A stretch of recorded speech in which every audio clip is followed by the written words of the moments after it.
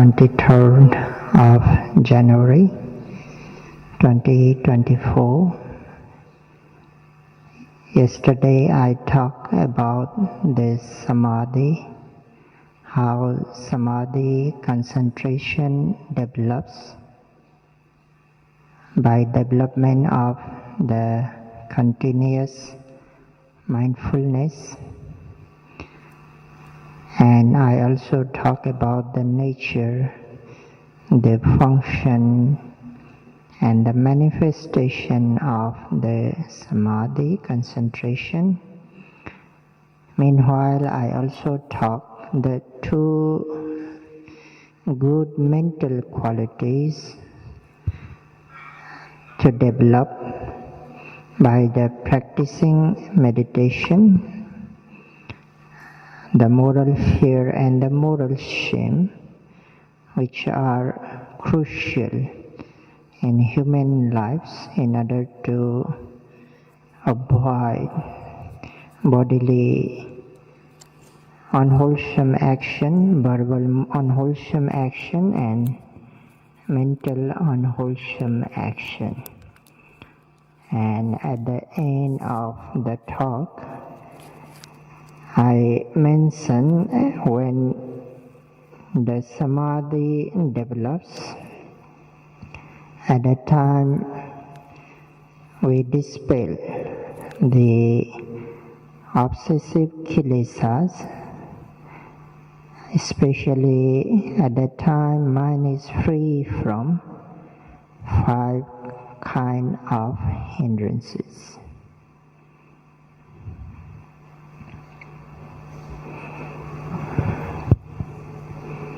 Hôm nay là ngày 23 tháng 1 năm 2024. Hôm qua, Ngài Thiền Sư đã giảng cho tất cả quý vị nghe về tâm định. Ngài đã giảng về cách phát triển định tâm bằng cái việc là liên tục ghi nhận chánh niệm các cái đề mục sanh khởi trong khoảnh khắc hiện tại. Ngài đã giảng về những cái đặc tính, công năng và sự biểu hiện của tâm định.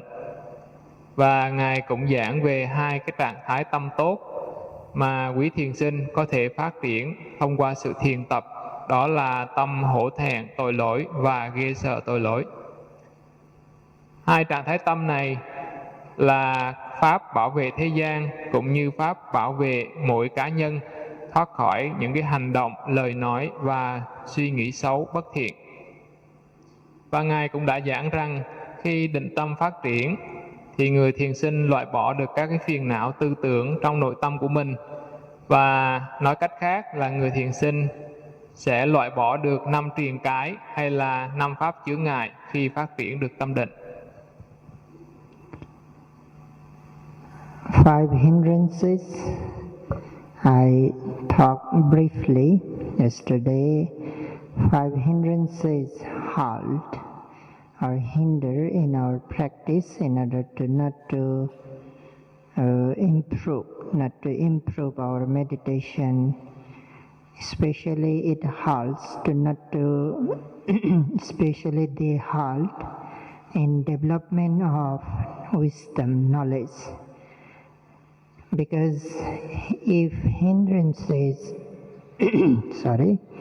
if hindrances are present, the our vision can't be clear.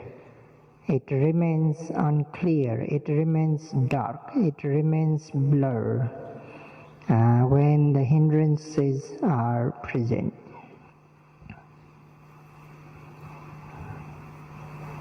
Khi mà 5 pháp chướng ngại có mặt thì lúc này 5 pháp này cản trở, khóa lại cái con đường phát triển sự thiền tập cũng như phát triển trí tuệ của quý thiền sinh. Thì khi mà những pháp chướng ngại có mặt thì nó ngăn cản cái tầm nhìn, làm cho cái việc thực tập trở nên không có rõ ràng và mờ mịt. Here an example is given. Let's say we are going to look our own face into water, and the water is full of color, different kind of color. The water is color. So white, the red color or the blue color, any color is there in water. So if water is color, at that time also we can't see our own face into the water. The second is, okay, color is not there, water is not colored, but water is heated and steams are coming. If steams coming from water, at that time also we cannot see our own face. Okay, water is not heated, not boiled, steam is not there, but mosses are there, fungus are there, so still cannot see our face. Okay, moss, fungus are not there, but the water is wavery because air is blown by air, so the waves are there on water. Can't see our face. Okay, waves are not there, but moss and darkness is there. Water is in darkness. At the time also we cannot see our face. Thì ở đây Ngài có một cái ví dụ để quý vị hiểu rõ hơn về năm pháp chướng ngại này. Thì khi mà chúng ta muốn nhìn rõ khuôn mặt của mình bằng cách là nhìn vào trong mặt nước, thì nếu mà nước được pha màu bởi những cái màu xanh, màu đỏ, màu vàng, thì lúc này nước không có trong suốt, cho nên mình khó mà thấy được cái mặt của mình một cách rõ ràng khi nhìn vào trong mặt nước. Cái trường hợp thứ hai là nước không bị pha màu, nhưng trong lúc này thì nước sôi sùng sục, hơi bốc nghi ngút. Lúc này mình nhìn xuống mặt nước, mình cũng không thể thấy được gương mặt của mình một cách rõ ràng. Trường hợp thứ ba là nước không pha màu, cũng không có sôi, nhưng mà nước thì dơ, đầy rong rêu. Lúc này khi mình nhìn xuống nước, mình cũng không thể thấy được. Trường hợp thứ tư, nước bị gợn sóng do những cái cơn gió nó thổi, thì lúc này mình nhìn xuống cái mặt nước gợn sóng đó, cái gương mặt mình nó phản chiếu không được rõ ràng. Trường hợp thứ năm là nước được đặt trong bóng tối, và khi mình nhìn xuống cái mặt nước trong bóng tối như vậy thì mình cũng không thấy gì. This is the example given by, expounded by Buddha himself in the text. These 5 things, color, the steam, moss, waves, and mud and darkness are the metaphor or the example of the 5 hindrances. The color is the example compared with hindrances, and the ill will, second hindrance, vyapada, is compared with steam. The sloth and turtle, Thinamida, is compared with moss or the fungus. The Udacha and Kukucha is compared with waves, and mud and darkness is compared with doubt, vicikiccha.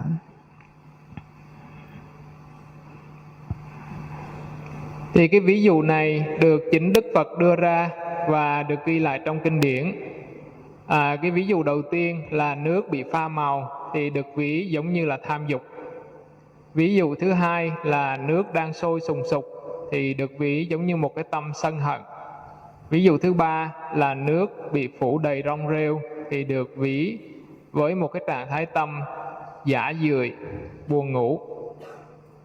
Ví dụ thứ tư là nước bị gợn sóng thì được ví với một trạng thái tâm trạo cử, bất an và hối hận. Ví dụ thứ năm là nước bị đặt trong bóng tối thì được ví với trạng thái tâm hoài nghi. And this discourse is expounded by Buddha when a Brahmana means who recite the Vedas, who worship the god Brahma, who recite, who chant the Vedas, 3 Vedas. So that one Brahmana asks to Buddha that we Brahmans, sometimes we Brahmana have to recite or chant the Vedas every day. When we recite Vedas, at times we recite again and again, day and night we recite. But still, we can't understand anything. We can't understand anything, though we recite day and night. And he asks, what is the reason of that? Despite of reciting day and night, why comprehension does not arise? Why we can't understand? And the second question, but at times we don't recite day and night. We just chant or recite for a while, but at that time easily can understand. We don't need to chant for the long term. We don't need to chant day and night. So 2 conditions he mentioned to Buddha and asked the reason why it happens so. Thì bài kinh này nó có cái lý do là có một vị Bà La Môn đến gặp Đức Phật và đặt ra một câu hỏi. Vị này hỏi Đức Phật rằng có những cái bài kinh mà con tụng cả ngày cả đêm nhưng mà vẫn không thể hiểu được cái nghĩa lý của nó và cũng không thể học thuộc lòng. Tại sao điều này lại xảy ra?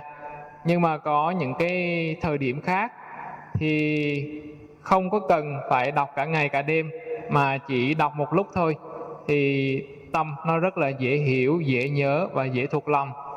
Thì tại sao điều này lại xảy ra? Vị Bà La Môn này đến gặp Đức Phật và hỏi cái lý do như vậy. And the Buddha's answer was, when any of these 5 hindrances is present at that time, though you recite the Vedas day and night, at that time you can't understand, or the understanding does not arise, comprehension does not arise. But when these hindrances are free, then at that time, though you don't recite day and night, you can understand. So means hindrances, 5 hindrances that we have just mentioned, if any of them is present, if one of them is present, can't develop the knowledge. So needless to say, if all of 5 hindrances are there, even one of them is there, can't develop understanding, can't develop knowledge.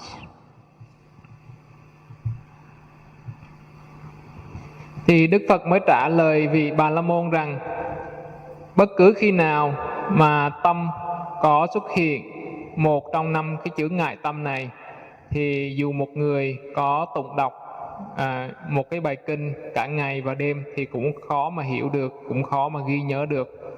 Nhưng khi một người không có 5 cái trạng thái tâm chướng ngại này thì dù đọc trong một thời gian ngắn thì cũng dễ dàng hiểu được ý nghĩa và dễ dàng ghi nhớ được bài kinh. Và trong cái sự thực tập hành thiền của chúng ta cũng vậy, nếu mà mình có một trong 5 cái chướng ngại này thì không thể phát triển được trí tuệ. Và sẽ như thế nào nếu mà có đầy đủ cả 5 chướng ngại? And at that time, Buddha gave this metaphor that we have just mentioned. If the water is not clean, if any of these 5 things is there, then we cannot see our face into water. Similarly, the knowledge cannot arise. But if these 5 pollutions are not there in water, then we can reflect our face into the water. Và lúc này Đức Phật cũng đưa ra 5 cái ví dụ để người Ba La Môn được hiểu rõ về 5 cái chướng ngại này.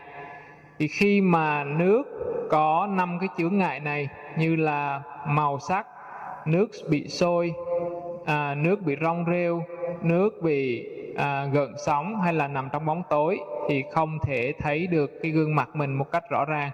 Nhưng mà khi nước trong suốt và yên tĩnh thì lúc này một người có thể nhìn vào đó và phản chiếu cái gương mặt mình một cách rất rõ ràng. So similarly, while practicing meditation, if any of these 5 hindrances is there in yogi's mind, then yogis cannot see clearly. The vision is not clear. A very simple example we can take here: when we look at the mirror, if mirror is dirty, if mirror is full of dust, we can't see our face. We cannot reflect our face at mirror. Similarly, if hindrances are present, we cannot, the vision is not clear, hence we cannot develop the knowledge. Thì cũng tương tự như vậy, khi chúng ta thực tập hành thiền mà dù có một trong 5 chướng ngại nó xuất hiện trong tâm lúc mà người thiền sinh thực tập, thì người thiền sinh sẽ không thể có được cái tầm nhìn nó rõ ràng, cho nên mình quan sát cái đề mục nó không có rõ ràng. Cũng giống như khi mà chúng ta nhìn vào trong gương mà cái tấm gương nó bị bẩn hoặc là nó dính hơi nước, thì lúc này tầm nhìn không rõ ràng và chúng ta không thể nào thấy được cái gương mặt của mình một cách rõ ràng. Thì cũng vậy, khi tâm bị một trong các cái chướng ngại tâm này nó che mờ, thì lúc này trí tuệ cũng bị che mờ và không thể sanh khởi. As Buddha mentioned in the discourse, though yogis practice day and night, no matter how long yogis practice, if hindrances are there, then the comprehension, the knowledge can't be developed. But if hindrances are not present, then easy to develop the knowledge, the wisdom. Thì Đức Phật Ngài cũng đề cập tới cái vấn đề này, đó là dù một cái người thiền sinh có thực tập cả ngày và đêm, nhưng mà các cái chướng ngại tâm nó vẫn nằm ở đó, thì người thiền sinh không thể đạt được sự tiến bộ trong việc hành thiền. Nhưng nếu người thiền sinh có thể vượt qua được những cái chướng ngại tâm này và làm cho tâm của mình trong sáng, thì lúc này có thể phát triển được trí tuệ. So that's why yesterday we mentioned when samadhi concentration is present, at that time kilesas are destroyed and hindrances as well. So mind is pure at that time, mind is clean at that time. So the concentration permits to develop the knowledge. Concentration permits to develop knowledge. We don't need to do anything to develop knowledge. If concentration is there, then automatically the knowledge develops.